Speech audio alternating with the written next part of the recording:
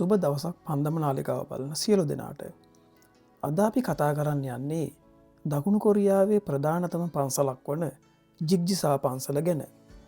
මෙම පන්සල ආගමික වශයෙන් මෙන්ම සංස්කෘතික වටිනාකමින්ද ඉහලින් තිබෙන දකුණු කොරියානු බෞද්ධ ජනතාව ඉතා ගෞරවය මැදුම් පිදුම් කරන පන්සලක්.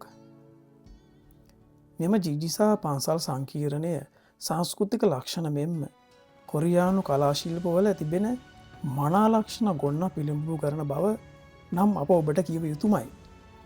මෙම පන්සල් භූමියට පැමිණෙන ඕනෑම කෙනෙට්ට තමන්ගේ බලාපොරොත්තු ඒ වගේම සිතේ තිබෙන ඕනෑම කාරණාවක් කියා භාරවෙන ස්ථාන ලංකාවේ කතරගම සුමන සමන් දේවාලයේ වගේ මේ පන්සල් භූමිය තුළද අපිට දකින්නට ලැබෙනවා. අපි මෙම පන්සල් ඉතිහාසය කතා කිරීමට ප්‍රථමයෙන් දකුණු කොරියානු බෞද්ධ ඉතිහාසය පිළිබඳව ටිකක් කතා කරලා බලමු. අතීතයේ එකම රටක් වී තිබුණු කොරියාව වර්තමානය වන විට දකුණු කොරියාව උතුරු කොරියාව වශයෙන් කොටස් දෙකකට බෙදලා තියෙනවා. දකුණු කොරියාවේ ඈත අතීතය දෙස බලනකොට බෞද්ධ ධර්මයෙන් පෝෂණය වුණ මෙම රට වර්තමානය වන විට රටින් හරියඩකටත් වැඩිය නිරාගමික පිරිසක් සිටින අතර ඉතුරු ජනතාව 10% පමණ බෞද්ධ ජනතාව අද සිටිනු ලබන්නේ. නමුත් අතීතයේ තිබුණු කොරියානු බෞද්ධ වෙහෙර විහාර තවමත් කොරියාව තුළ අපට දකින්නට ලැබෙනවා. මම අද කතා කරන්න යන්නේ එවැනි වැදගත්කමක් තියෙන දකුණු කොරියාවේ ගිම්චොම් නගරයේ සුන්දර වනලැහැබක පිහිටා තිබෙන ජිග්ජිසා පන්සල් සංකීර්ණය ගැන. මෙම පන්සලේ නම ඇගිලි යොමු කරන දේවාලය ජිග්ජිසා පන්සල යනුවෙන් හැඳින්වෙනවා. මෙම පන්සල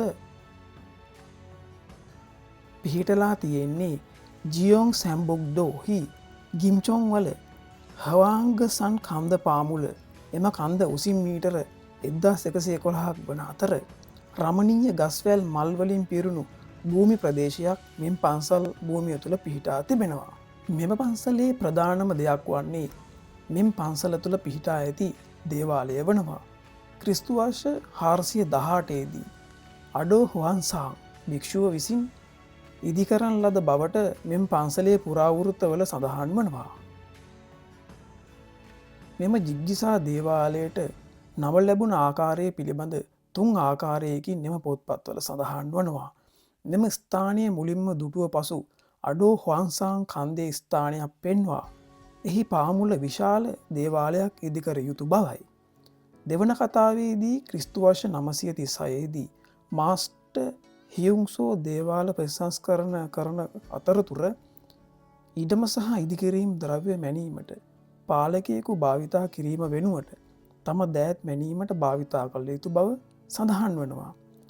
තුන්වන කතාවේ කියවෙන්නේ සියෝන් බුද්ධාගම ඉගැන්වීම සහ මුල් මනස වෙත සුජු යොමු කිරීම ගැන.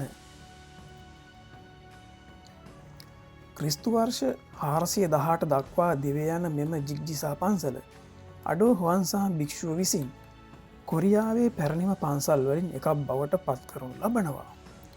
කොරියාව තුළ අතීතයේ රජගම් කරන රජවරුන් මෙම පන්සල කාලයෙන් කාලයට පුළුල් කරමින් මෙහි වටිනාකම වැඩිවීමට ප්‍රසංස් කරන්න කටයුතු වල යෙදී සිටි බව කොරියානු බෞද්ධ කතා තුළ සඳහන් වනවා. ඒ අතර සියොන්දෝ රජනගේ කාලයේදී මෙම පන්සල සිත් ඇදගන්නා ගොඩනැගිලි 40කින් තිබුණු බව සඳහන් වනවා. ඒ වගේම ජෝසෝන් හි තේජෝ රජුගේ කාලයේ මෙම විහාරය නැගෙනහිර ආසියාවේ විශාලම විහාරයක් බවට පත්වී තිබෙනවා. පසුව මෙතරම් දියුණුවට පත්ව තිබූ ජිග්ජිසා පන්සල් ජපන් හමුදාවන් විසින් 1602 දී ගිනිපත් කරනු ලබන බවට පොත්පත්වල සඳහන් වී තිබෙනවා. ඉන් පසුව මං පෙරකිවූ පරිදි ගොඩනැගිලි 40ක් පමණ තිබූ මෙම ජිග්ජිසා පන්සල දැන් අපට දකින්නට ලැබෙන්නේ ගොඩනැගිලි 20ක් පමණ තිබෙන පන්සලක් හැටියට. ඒ වගේම මෙම ජිග්ජිසා පන්සල කොරියාවේ තිබෙන විශාලම පන්සල් අටෙන් එකක් බව සඳහන් වනවා. අපි බලමු යම්කිසි කෙනෙක් මෙම පන්සලට ප්‍රවිෂ්ට වනකොට මේ පන්සලේ ආරම්භයේ සිට ඔහුට දකින්නට ලැබෙන්නේ මොනවද කියලා. මුලින්ම ශශ්‍රීය වනාන්තර මාර්ගයකින් දේව මාලිගාවට ළඟාවනවා. මගදිගේ ඔබට තරමක් උස්සූ ඉල්ජුමුන් ගේට්ටුව හෝ ඉංග්‍රීසියෙන් එක්කුළුණු දොරටුව හමුවනවා. ගස් අරහා ඔබට වම්පසින් ඇති දැවන්ත මෙන්ඩෙක් ජියෝන් සම්මන්ත්‍රණ ශාලාව පේනට තිබෙනවා. නමුත් මාර්ගයේ දිගේ ඉදිරියට යන විට ඔබට ඊළඟට ගුම්නැංමුම් ගේට්ටුව හමුවනවා. මෙම ගේට්ටුව තුළ බොහියොන් බෝසාත් ඒ කියන්නේ බලයේ බෝධිසත්වයන් සහ මුන්සු බෝසාල් ප්‍රඥාවේ බෝධිසත්වයන් යන තරුණ පින්තාරු කරන ලද අවතාර දෙකත් තැන්පත් කරලා තිබෙනවා. ගුම්ගැම්මුන් ගේට්ටුව එයම් දියමන්ති ගේට්ටුව පසු කරලා ඔබ ඉදිරියට උස්සූ චියෝන් වැම්මෝන් ගේට්ටුවට ළඟාවනවා. මෙම දොරටුව කොරියාවේ විශාලම චියෝන් වැම්මුන් ගේට්ටුවන්ගෙන් එකක් වනවා. එය කැරකෙන මකරුන් පාවෙන බිච්චෝන් සහ ඇතුළත සහ පිටත දේවගැති සිතුවම් වලින් අලංකාර කර තිබෙනවා. මෙම දොරටු පසු කරලා ඔබ ඊළඟට මනාසේ රූ මණ්ඩපයට පැමිණෙනවා. මෙම මණ්ඩපය වටා පඩිපෙළ කිහිපයක් ඉහළට ගිහිල්ලා ඔබට අවසානයේ ජිග්ජිසා දේවාලයේ ප්‍රධාන දේවාල මළුවට ළඟාවන්න පුළුවන්. කෙලින්ම ඉදිරියෙන් නැත්තේ ඓතිහාසික ඩෙවුන් ජියෝන් ශාලාව. ප්‍රධාන ශාලාව 1649 දක්වා දිවෙන අතර එය කොරියානු නිධානය වෙනවා. බාහිර බිත්ති වටා කැඩුණු නමුත් තවමත් සජීවී ශිමූඩෝ ඔක්ස් හර්ඩීන් විසිසිතුවම් තිබෙනවා. අභ්‍යන්තර සම්බන්ධයෙන් ගත් කල සහ ප්‍රධාන පූජාසන මත රැඳී ඇත්තේ සියෝ ගමෝනී බුල් ඓතිහාසික බුදුන් විසින් කේන්ද්‍ර කරගත් ප්‍රතිමාවන්තිත්වයක්. මෙම ප්‍රතිමාව දෙපස අමිතාබුල් බටහිර පාරාදීසයේ බුදුන් සහ යක්ෂයෝරේ බුල් වෛද්‍ය බුදුන් සහ නැගෙනහිර පාරාදීසයේ බුදුන් විසින් සම්බන්ධ කර තිබෙනවා. ප්‍රතිමා මත රැඳී ඇති අලංකාර පූජාසන කොරියානු නිධානය 1859. මෙම සිහින් ප්‍රතිමා සහ පූජාසන 1744 දක්වා දෙවෙන මීටර් 6ක් උස බිතිසිතුවමකින් පිටු බලය ලබාගෙන තිබෙනවා. බිතිසිතුම කොරියානු නිධානය 670 වන අතර එය ගිජුලිහිනි කඳු මුදුන එක්ලස් කිරීම නිරූපණය කරනවා. ඩියුම් ජියෝන් ශාලාව ඉදිරිපිට නංවන සියවස දක්වා දිවෙන තෙමහල් ගල් පැඩෝගා යුගලයක් තිබෙනවා. ඒවා බොහෝ අලංකාරය දක්වන සුළුයි. ඉන්පසු ඔබට දකින්නට පුළුවන් ප්‍රධාන ශාලාවේ දකුණු පිටුපස සියෝන්ජ්වා ගක්ෂාලාව. මෙම ශාලාව සාමාන්‍යයෙන් සැම්සොක් ගක්ෂාලාව ලෙස හඳුන්වනවා. එහි සංශින් කඳුකරාත්මය චිල්සොන් තරුහත සහ ඩොක්සොන් හුදකලා සාන්තුවරයා යන විශිෂ්ට සිතුවම් තුනක් තිබෙනවා. ඩෙයුන් ජියෝන් ශාලාවේ වම් කෙළවරේ සිට දේවමාලිගාවේ වනන්තර ප්‍රදේශයට ඇතුළු වනකොට ඔබට ඊළඟට නව පෙනුමක් ඇති සිද්ධස්ථාන ශාලා එකතුවක් ඔබට හමුවනවා. ඔබ මුලින්ම පිළිගන්නේ ගවානියම් ජියෝන් ශාලාව. අභ්‍යන්තරය අවමයි. කෙසේ වෙතත් ප්‍රධාන පූජාසනය මත ගවානියම් බෝසාල් දයානු කම්පාවේ බෝධිසත්වයන්ගේ අලංකාර පෙනුමක් ඇති ප්‍රතිමාවක් තිබෙනවා. ගවානියම් ජියෝන් ශාලාවේ වම්පසින් යුන්ජින් ජියෝන් ශාලාව පිහිටා තිබෙනවා. මෙම ශාලාව තුළ සහ වීදුරු පෙට්ටිවල බුදුන්ගේ ඓතිහාසික ගෝලයන් වන නාහාන් තැන්පත් කර තිබෙනවා. නාහාන් කේන්ද්‍ර කර ගනිමින් පිළිම ත්‍රිත්වයක් තිබෙනවා. මෙම ප්‍රතිමා මධ්‍යයේ සොග්ගමුණී බුල්ගේ රූපයක් තිබෙනවා. යුන්ජින් ජියෝන් ශාලාව ඉදිරිපිට සම්යොන් ශාලාවක් තිබෙනවා. මෙම ශාලාව 9 ඉඟියක් ලෙස රණශූර භික්ෂුව වන සම්යෝන් දේසා සඳහා කැපකර තිබෙනවා.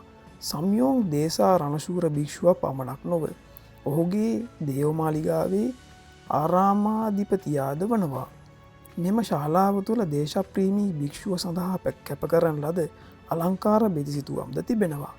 සම්යෝංගක් ශාලාවට තරමක් පිටුපසින් මියෝම්බු ජියෝන් ශාලාව තිබෙනවා. මෙම ශාලාව තුළ ජීජෑංක් බෝසාල් පරලොව බෝධිසත්වයන්ගේ කොළ පැහැති හිසගේ සහිත ප්‍රතිමාවක් තබා තිබෙනවා. ප්‍රතිමාව දෙපසම පාතාල ලෝකයේ දස රජවරුන් විසින් සම්බන්ධ කර තිබෙනවා.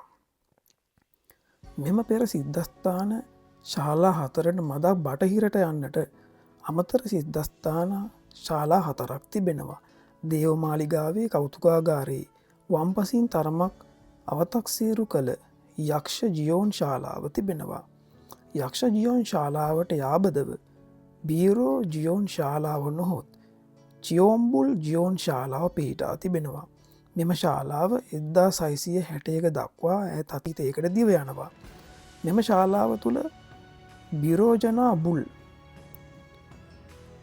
කොස්මික් ශක්තියේ බුදුන් අසල සුදු බුද්ධ ප්‍රතිමා දහසක් තබා තිබෙනවා. මම ඔය සඳහන් කරේ යම්කිසි කෙනෙක් දකුණු කොරියාව සිටින යම්කිසි කෙනෙක් ඒ වගේම යම්කිසි කෙනෙක් මෙම වැඩසටහන බලන අයෙක් මෙම ගිග්ගිසා පන්සල දකින්නකොට මෙම ගිග්ගිසා පන්සල ඇතුළට ඇතුල් වන විට අපිට දකින්නට තිබෙන දේවල්.